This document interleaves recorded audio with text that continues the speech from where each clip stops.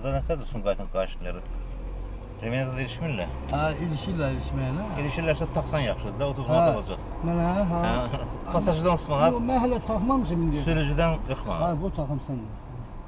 Bunun nə ziyanı var? Belə eləmək olmaz. Su. Tax orada, rahat da. Bu deyil, burada da yeri. Orada tax, rahat et.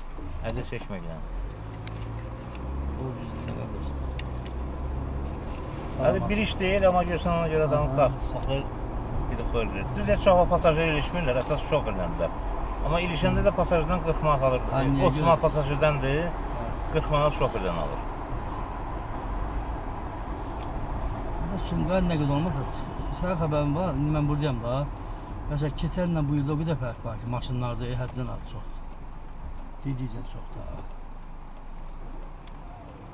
Bulvarda heç söhbət yoxdur da. Olmamısan Sumqayıtın bulvarında.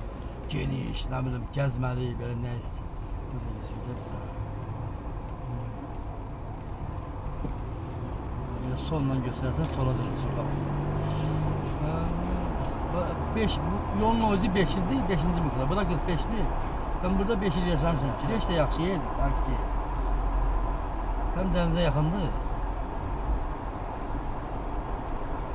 Ancaq Sumqayıtın yollarına söz yoxdur, daha genişdir. Genişdir, qəşəngdir. Biz tanımıram mən Sumqayıtı, biraz ona görə. Buradan dönəcəyik. Ha, qabaqdan dönəcək sola. Bir dənə də sola parkovka vardı, orada maşını saxlayaraq at. Həsənlərin qabağıdır. Orada parkovşik var da. Arxanı tapşırırsan. Tapşırmırsan, onun borcudur baxmaqdır.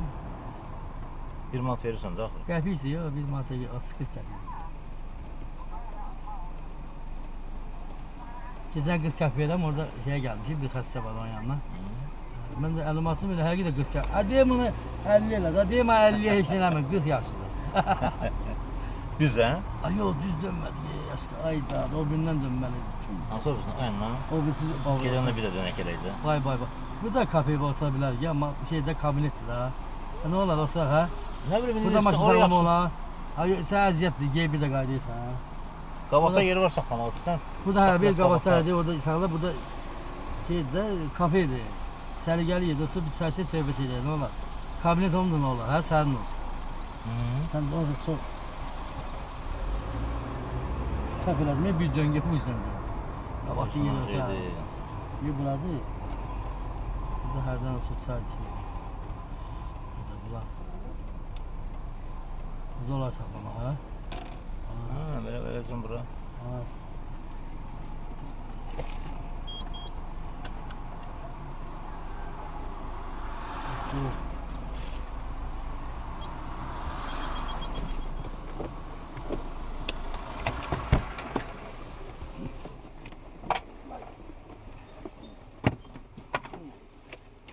Bu telefon koymaya yetem ben, hemen yay olanda. Telefon uçtu.